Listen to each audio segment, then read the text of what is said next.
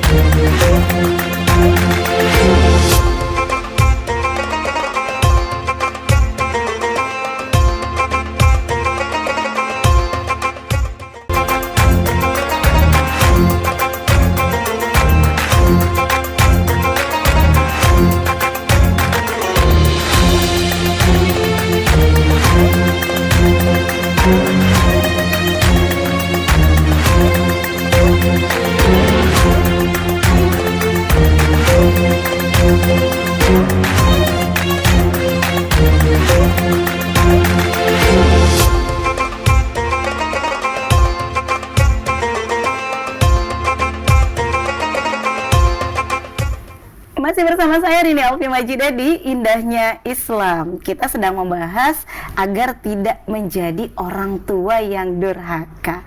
Dan masih bersama dengan Ustazah Putri Jasmine. Kita lanjutkan ya Ustazah, perbincangan kita. Tadi kita sudah membahas tentang kriteria mencari calon ibu yang baik ya, yang itu menjadi hak anak yang harus pertama. dipenuhi. Ini masih ada penjelasan lanjutan, silakan Ustazah. Ya, baiklah Mbak Rini dan pemirsa LJS TV. Nah, mungkin pemirsa juga bertanya ya, maksudnya mencari istri yang baik agamanya itu seperti apa sih gitu? Ya. Apakah harus yang seperti apa gitu ya? Yang pertama ya harus beragama Islam dulu, tentu saja ya. Harus Ustazah ya, agamanya yang pertama. Iya, jadi meskipun di dalam Islam dibolehkan ya Mbak Rini ya menikah dengan orang yang laki-laki ya, menikahi wanita ahli kitab yang artinya bukan Islam, tetapi alangkah kita itu lebih baik untuk memilih wanita yang sama-sama Muslim. Karena apa? Karena kita akan meletakkan anak kita dalam pangkuannya untuk diasuh dan diajari berbagai macam ilmu gitu ya. Nah, jadi yang terkait dengan apa sih yang dimaksud dengan wanita yang memahami Islam ya, yang agamanya baik, itu yang bukan hanya dia beragama Islam saja, yang mengaku beragama Islam saja, tapi seorang wanita atau muslimah yang dia terikat dengan seluruh aturan-aturan Islam, yang dia taat kepada Allah secara keseluruhan. Iya, dia menerapkan Islam di dalam dirinya, kemudian dia menjaga dirinya. Nah, dengan bekal itu dia akan menjalankan peran istrinya itu dengan baik sesuai tuntunan Islam, dan juga menjalankan perannya sebagai ibu juga berdasarkan dengan tuntunan Islam. Setidaknya yang pertama kali akan terlihat itu adalah bagaimana dia melaksanakan kewajiban dalam dirinya sendiri. Nah, jadi kita kebayang Mbak Rini ya, kalau seorang wanita ya, seorang calon ibu itu sudah punya bekal yang baik untuk dirinya sendiri, maka dia akan terapkan itu kan pada anaknya gitu. Ya, tentu saja anak kan buah hati yang dicintai, pasti juga ingin buah hatinya baik gitu ya, Ustazah. Jadi kita akan memiliki anak-anak yang insya Allah soleh dan solihah ada di tangan seorang ibu yang agamanya baik begitu. Ya, sebaliknya kalau kita serahkan pengasuhan anak-anak itu kepada ibu yang buruk agamanya gitu, yang terbayang dengan kita apa tuh Karin? Kira-kira si anak itu mungkin akan diajak bermaksiat ya. Yang jelas menjadi teladan dan contoh yang tidak baik. Iya. Jadi makanya kalau kita lihat ibu dan anaknya sama ya, serupa, ya itu karena memang ibu itu teladan anak gitu. Jadi katanya buah jatuh tak jauh dari pohon. Iya. Makanya itu adalah tugasnya ayah ya, agar tidak sembarangan memilih istri. Karena dengan istri itulah gitu ya, dia akan meletakkan kehidupan sebuah peradaban ya melalui anak-anak yang akan dilahirkannya. Dan mungkin begitu juga yang perempuan ya Ustazah. Mungkin ketika memilih nanti ayah dari anak-anaknya pun gitu. Maksudnya memilih suami harus dari agamanya juga gitu ya Ustazah. Benar. Jadi ya berlaku kebalikannya juga ya Kak ini ya. Jadi muslimah ya harus muslim ya Ustazah. Iya, benar. Apalagi kalau di dalam Islam kan kalau perempuan muslim itu haram menikahi laki-laki yang di luar Islam, itu sudah pasti karena dia akan menjadi pemimpin gitu. Nah, selanjutnya yang kedua nih Mbak Rini, kewajiban seorang ayah atau calon ayah kepada anak yang harus dipenuhi adalah memilihkan nama yang baik untuk anaknya atau calon anaknya. Bukan nama yang terkenal ya Ustaz? Ya bukan. Jadi ini terkait dengan hadis Rasulullah yang mengatakan kelak di akhirat kalian akan dipanggil berdasarkan nama kalian dan nama ayah kalian. Makanya kita sertakan bin atau binti itu kan kepada ayah ya Mbak Rini ya, bukan suami ya, gitu ya. Karena nanti di akhirat kita akan dipanggil masing-masing berdasarkan nama kita gitu. Maka perbaguslah nama kalian kata Rasulullah. Jadi ini juga menjadi acuan ya kepada calon ayah itu untuk memilihkan nama yang baik untuk anaknya gitu.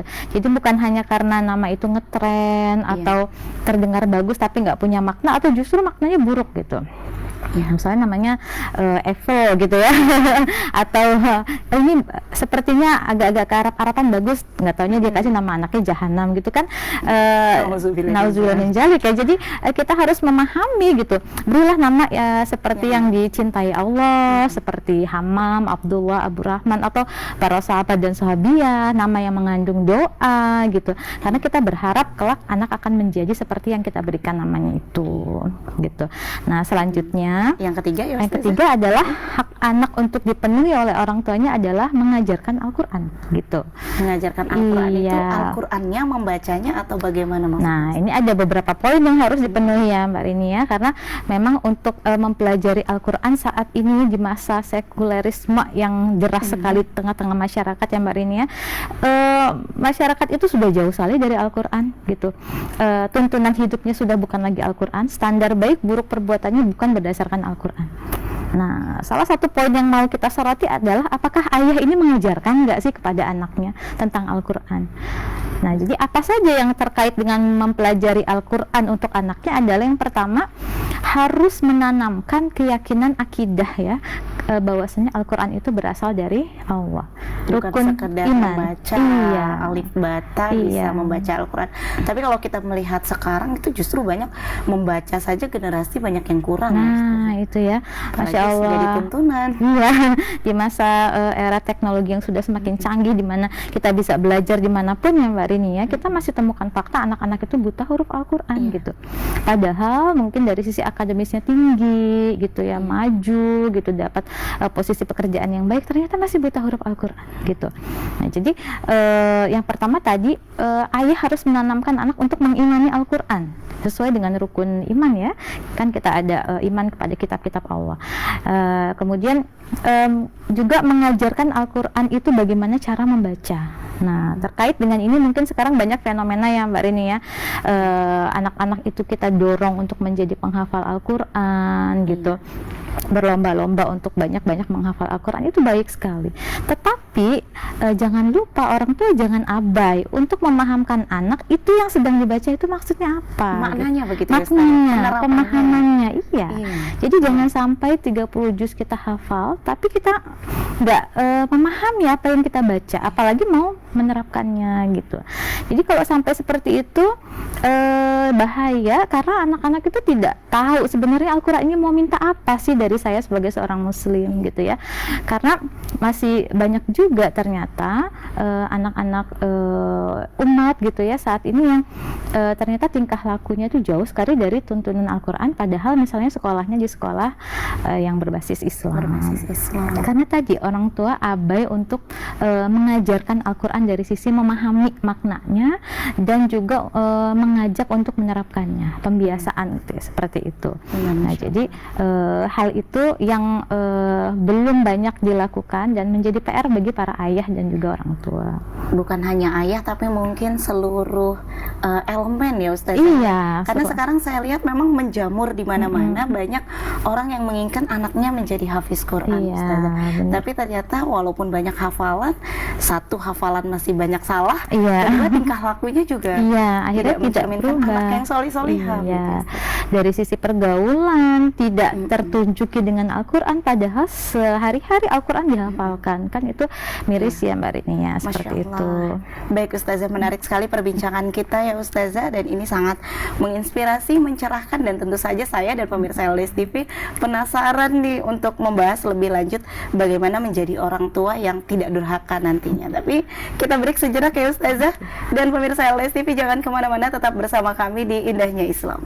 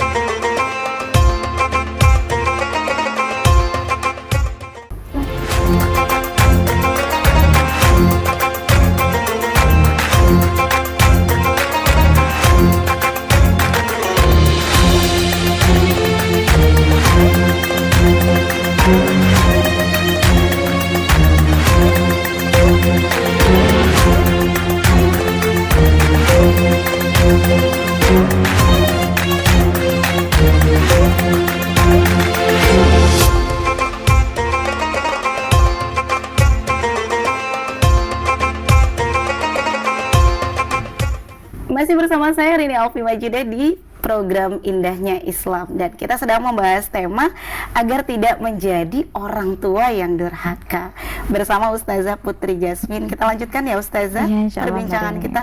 Masya Allah Ustazah, tadi kita membahas tentang 3 hak anak ya Ustazah, Iya. yang harus dipenuhi oleh orang tua. Wabil khusus dari hadis tadi ayahnya gitu ya Ustazah.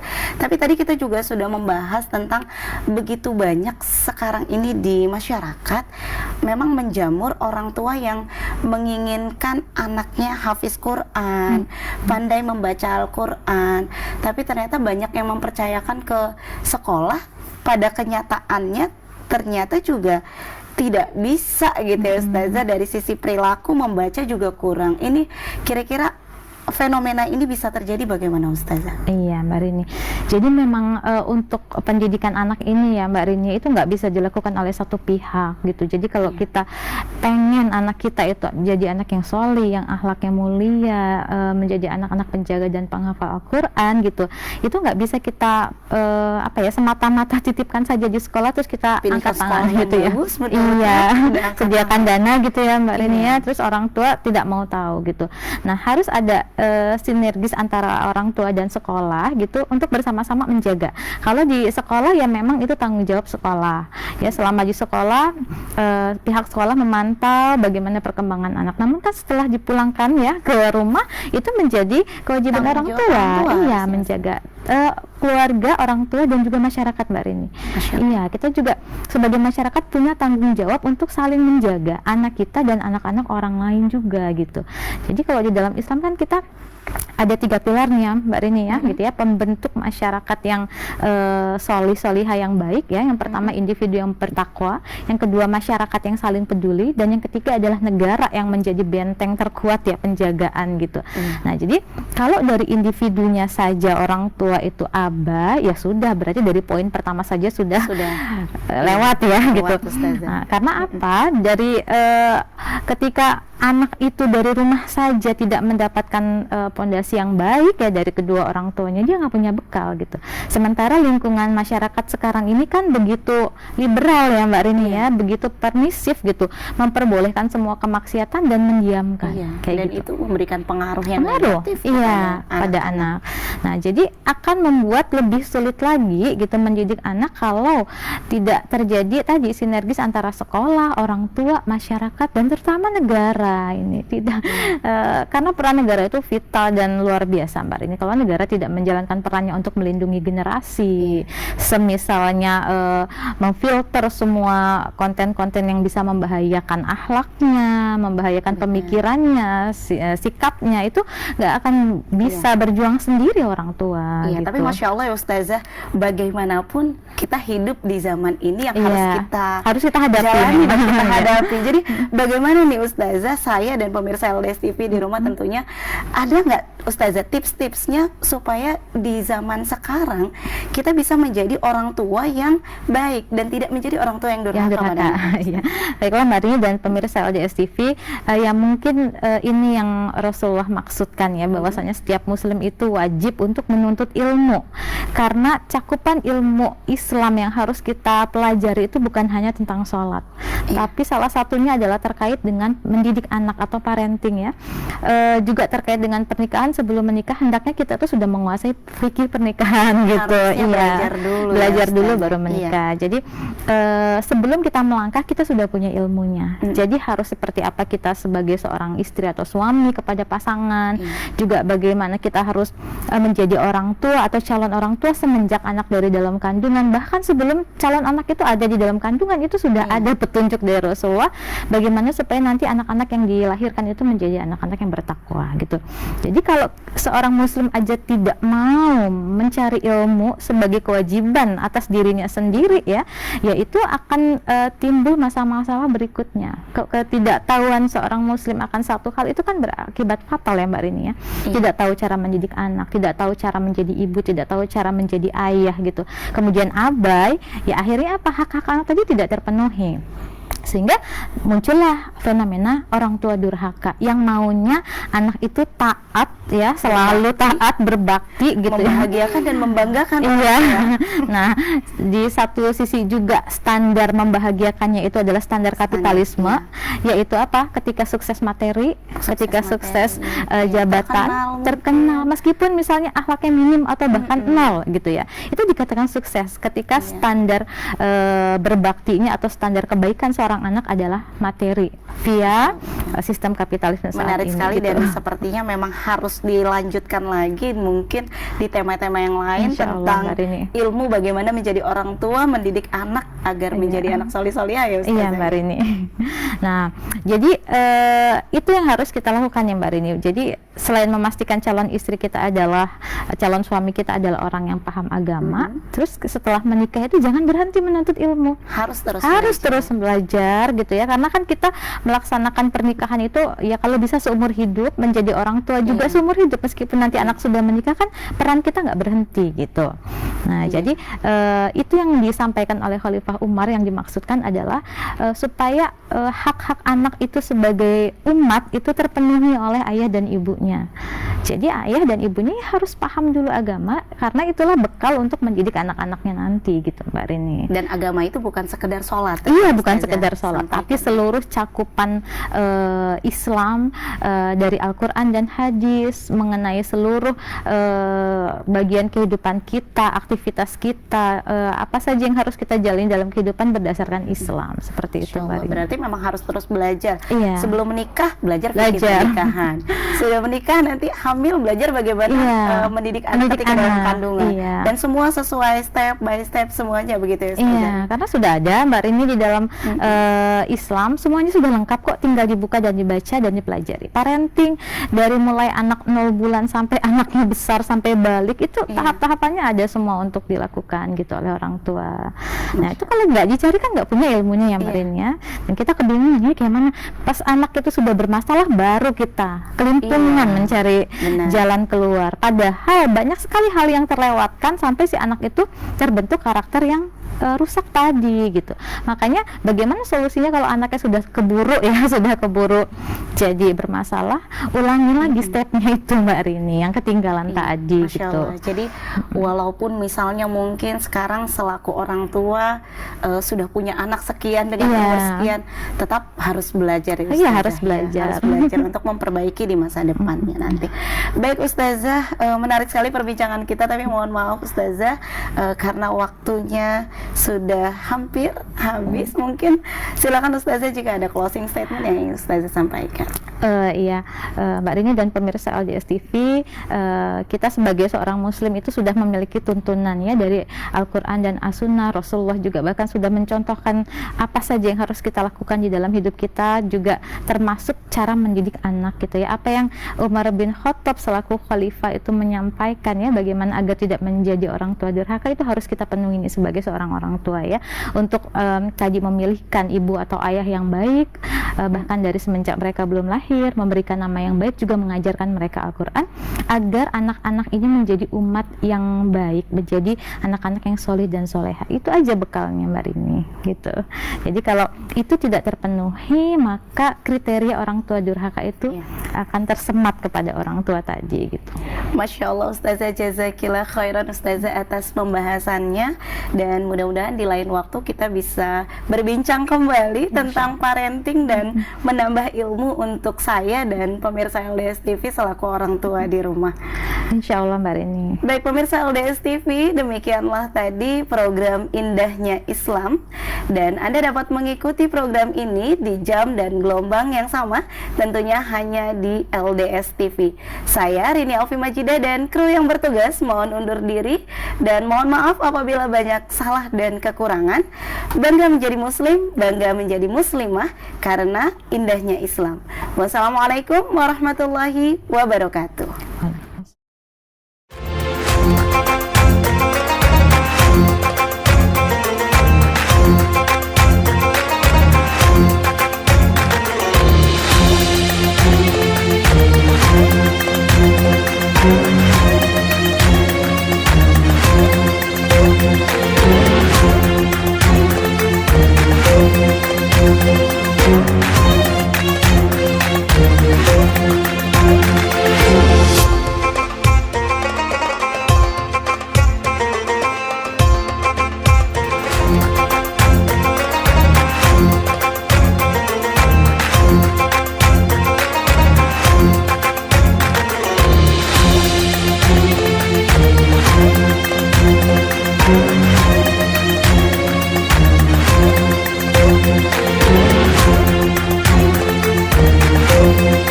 wabarakatuh.